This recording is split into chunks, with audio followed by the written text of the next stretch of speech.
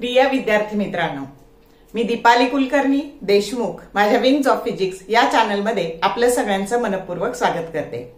आजच्या व्हिडिओमध्ये मी तुम्हाला खूप महत्त्वाची गोष्ट सांगणार आहे आणि ती म्हणजे नीटचा पेपर 3 तासामध्ये कव्हर कसा करायचा। आता नीटची परीक्षा ही खूप चॅलेंजिंग का आहे तर जवळपास 24 लाखापेक्षा जास्त विद्यार्थी परीक्षेला बसणार आहे आणि 1 लाख गव्हर्नमेंट मेडिकल सीट्स आहेत। म्हणजे स्पर्धा खूप जबरदस्त आहे आणि मग या स्पर्धेत जर यश मिळवायचं असेल तर आपल्याला 3 तासात पेपर कसा कव्हर करायचा। ऍक्च्युअली तुम्हाला परीक्षेला वेळ 3 तास 20 मिनिटं असतो, पण तिथली सगळी माहिती भरण्याकरता किंवा OMR शीट भरण्याकरता त्याच्यामध्ये जे बबल तुम्हाला सर्कल जे काही तुम्हाला हे करायचे फिल करायचे आहे तर त्याच्यासाठी तो 20 मिनिटं वेळ एक्स्ट्रा दिलेला आहे। प्रश्न 180 सोडवायचे आहेत, मिनिट पण ते वरचे 20 मिनिटं जर सोडून दिले तर 180 मिनिटं आहे। म्हणजे एका प्रश्नाला जवळपास 1 मिनिट वेळ आहे आणि मग हे तुमच्यासाठी खूप मोठी चॅलेंजिंग गोष्ट आहे। आणि मग त्या 3 तासात पेपर कसा कव्हर करायचा तर म्हणजे ही नीटची परीक्षा ही एक प्रोसेस आहे। ज्यांनी खूप आधीपासून तयारी केलेली आहे त्यांच्यासाठी पण चॅलेंज आहे आणि ज्यांनी काहीच तयारी नाही केली त्यांच्यासाठी पण चॅलेंज आहे। मग आता ज्यांनी तयारी केलेली आहे आणि त्यांच्या पुढे प्रश्न आहे की ह्या 3 तासात कसे जास्तीत जास्त मार्क मिळवायचे त्यांच्यासाठी मी हा व्हिडिओ बनवला आहे, तर काळजीपूर्वक ऐका। तर बघा, जेव्हा तुम्हाला तुमच्या हातात प्रश्नपत्रिका मिळते तर त्यावेळेस काय होतं तर आपण घाईघाई प्रश्न काहीच स्ट्रॅटेजी न ठरवता आपण प्रश्न सोडवायला सुरुवात करतो आणि आपलं मॅनेजमेंट सगळं काय होतं ढासळून जातं। कधी पेपर अवघड निघतो, कधी पेपर सोपा निघतो किंवा कधी एखाद्या विषयाचा सोपा निघतो, एखाद्या विषयाचा अवघड निघतो।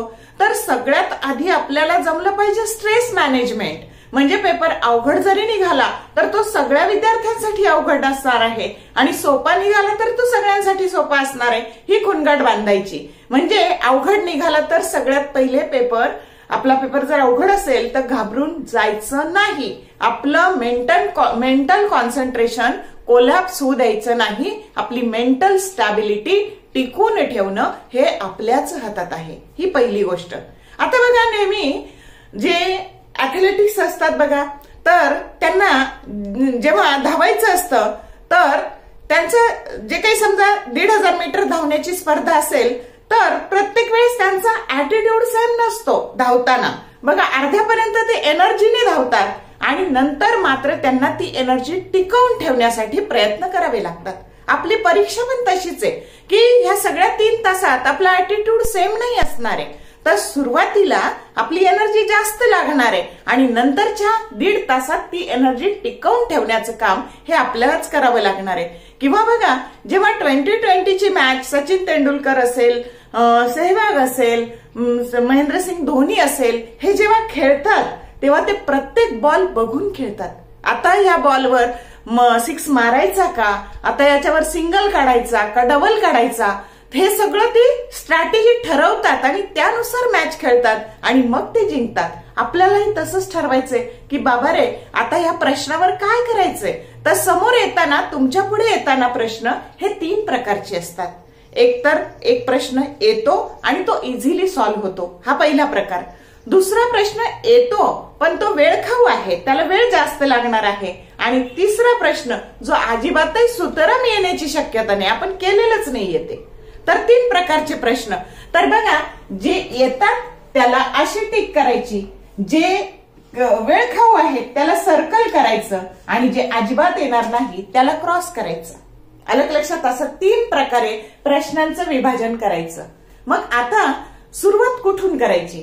परीक्षा ऑफलाईन आहे, सगळीच्या सगळी क्वेश्चन पेपर हातात मिळणार आहे। मग जनरली जे नीटची तयारी करतात त्यांचं बायो चांगलं असतं, त्यातले त्यात काहींना बॉटनी आवडतं, काहींना झुलॉजी आवडतं, तर तुम्हाला जे आवडतं त्याच्यापासून सुरुवात करा। आलं का लक्षात। आणि मग बायो पासून तुम्ही सुरुवात केली, बॉटनी पासून सुरुवात केली तर आधी बॉटनी सोडवा आणि मग झुलॉजी सोडवा आणि साधारणतः जे प्रश्न तुम्हाला इझिली येतात असे प्रश्न पटपट सोडवत जा आणि पॅरलली महत्वाची गोष्ट, OMR शीट एकदम भरायचं नाही, सगळं सोडवल्यावर एकदम भरायला घ्यायचं नाही. तर OMR शीट कसं भरायचं याचा पण व्हिडिओ अपलोड होईल, तर तो पण बघा. म्हणजे तुम्हाला ह्या दोन्ही व्हिडिओची मदत करून पेपर चांगल्या प्रकारे अटेम्प्ट करता येईल. आलं का लक्षात? आणि म्हणून OMR आता बघा, तुम्ही बायोलॉजीचं जर समजा तुमचे तुम्हाला 90 प्रश्न सोडवायचे पण दिलेले 100 आहेत. आलं का लक्षात? तर त्यातले 75 प्रश्न तुम्ही सोडवा की जे तुम्हाला येतात आणि ज्याच्यात वेळ जात नाही. बायोच्या प्रश्नांना फारसा वेळ लागत नाही. मग इथले 15 प्रश्न राहिलेत आणि 75 प्रश्न तुम्ही 45 मिनिटात हे तुम्ही सोडवले. आलं का लक्षात? हे जे वेळ खाऊ आहेत ते राहू द्या, जे येतच नाही ते राहू द्या. त्याच्या पुढे जे वेळ खाऊ आहेत त्याच्या पुढे असं सर्कल करायचं आणि जे येतच नाही त्याला असा क्रॉस करायचा. आलं का लक्षात? म्हणजे परत तुम्ही परत त्याचा रिव्ह्यू जेव्हा घेणार आहे तेव्हा ह्या गोष्टीचा तुम्हाला खूप उपयोग होणार आहे. आलं का लक्षात? मग बघा, बायोचे प्रश्न तुम्ही 45 मिनिटात 75 प्रश्न सोडवले. आलं का लक्षात? तर 75 गुणिले 4, पण ते परफेक्ट असले पाहिजे. जे परफेक्ट येतात ते सोडवून टाका. आलं का लक्षात? मग आता केमिस्ट्री, बऱ्याच जणांचं काय करतात, दुसऱ्यांदा केमिस्ट्री सोडवतात. तर ठीक आहे, तुम्हाला केमिस्ट्री आवडत असेल तर केमिस्ट्री सोडवा, फिजिक्स आवडत असेल तर फिजिक्स सोडवा. मग केमिस्ट्री सोडवताना काय कधी कधी काय होतं बघा, केमिस्ट्री आवडतं म्हणून घेतलं पण पेपर टफ निघतो आणि मग तिथे निराशा होते आपली. आणि नंतर फिजिक्स घेतो, फिजिक्स कधी कधी सोपं पण निघतं, असं पण होतं. आणि त्यामुळं तुम्ही केमिस्ट्री जर घेतला तर तुम्ही काय करा, तर ह्या 30 मिनिटात, आलं का लक्षात, 30 मिनिटात ह्याच पद्धतीने सोपेवाले प्रश्न सोडवून घ्या आणि त्याचं पॅरलली OMR शीट भरत चला. आता OMR शीट कसं भरायचं ते मी वेगळा व्हिडिओ करणार आहे. आलं का लक्षात? तर त्याचं तुम्ही OMR शीट भरा. मग आता समजा तुम्ही याचे 30 मिनिटात 30च प्रश्न सोडवले पण ते परफेक्ट सोडवलेले आहे, इझी वाले. हे वाले बाकी आहेत तुमचे. ओके, मग फिजिक्सला स्विच ओव्हर व्हा आणि त्याचे पण असेच 30 प्रश्न तुम्ही सोडवा. आलं का लक्षात? तर या पद्धतीने इझी वाले सोडवा. हे दोन्ही वाले क्वेश्चन्स तसेच राहू द्या. मग आता बघा तुमच्या हातात काय झालं, तर 75 गुणिले 4 म्हणजे 300, 30 गुणिले 4 120 आणि 30 गुणिले 4 120 असा तुमचा किती मार्काचा पेपर सोडून झालेला आहे? 540 मार्काचा पेपर सोडून झालाय. किती वेळात सोडून झालाय? तर हे 45 मिनिट आणि हे 45 मिनिट म्हणजे 1 तास 45 मिनिटात, 1 hour 45 minutes.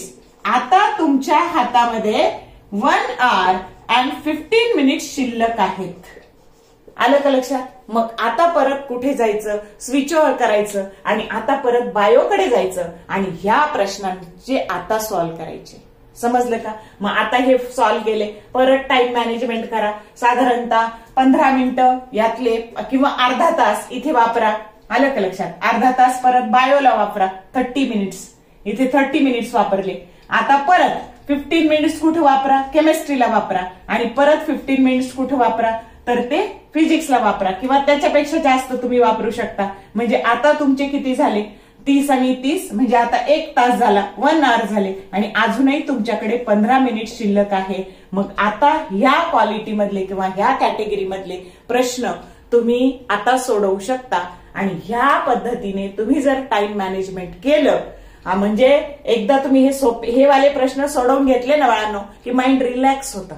सोपे प्रश्न, नाहीतर काय होतं, सगळं सोडवायच्या नादात यांचं सोपं राहून जातं. आलं लक्षात? आणि हातचे मार्क आपले जातात आणि म्हणून तसं करायचं नाही. इझी वाले प्रश्न सोडवायचे. आणि बघा सोपे प्रश्न कोणते असतात, तर जो छोटा प्रश्न असतो ना, स्मॉल क्वेश्चन्स असतो ना, तो सोपा असतो आणि म्हणून स्मॉल वाले आधी निवडायचे. त्यानंतर केमिस्ट्री सोडवताना स्ट्रॅटेजी अशी करायची, ऑर्गॅनिक आणि फिजिकल, तर याचे थेरी क्वेश्चन्स आधी सोडवायचे. फिजिकलचे पण थेरी क्वेश्चन्स जे आहेत ते आधी सोडवायचे, फिजिक्सचे पण थेरी क्वेश्चन्स आधी सोडवायचे. आलं का लक्षात? तर या पद्धतीने त्यानंतर फिजिक्सचा अभ्यास करताना एनसीईआरटीच्या पुस्तकाखाली ज्या जोड्या लावा आहेत, ग्राफ आहेत, याचा नीट अभ्यास करा. ते तशाची तशा ज्या काही जोड्या आहेत, मॅच दी पेअर्स, ह्या तशाची तसे पडलेले आहेत बघा. इलेक्ट्रोमॅग्नेटिक वेव्हच्या जोड्या पडलेल्या आहेत, ग्रॅव्हिटेशन चॅप्टर खालचं जसंच्या तसं पडलेलं आहे. तर ते सगळे एनसीईआरटीच्या पुस्तकाच्या खालचे जे आहे ते सगळं नीट करा, या पद्धतीने तुम्ही स्ट्रॅटेजीने पेपर सोडवला तर तुम्हाला वेळ निश्चित पुरेल आणि सोपे प्रश्न आधी सोडवल्यामुळे तुमचा कॉन्फिडन्स बिल्टअप होईल. यातले पण काही प्रश्न तुम्हाला अजून सोडवता येईल आणि तुमचा चांगला स्कोर यायला निश्चित मदत होईल. तर बघा, मला असं वाटतं या स्ट्रॅटेजीने तुम्ही, अजून वेळ आहे तर तुम्ही 1-2 पेपर असे सोडवून बघा, म्हणजे तुम्हाला टाइम मॅनेजमेंट जमेल, कॉन्फिडन्स येईल. आलं का लक्षात? तर बघा, व्हिडिओ आवडला असेल तर लाईक करा, तुमच्या मित्रमैत्रिणींसोबत शेअर करा, कमेंट करा. All the best for your upcoming exam and thank you for watching this whole video.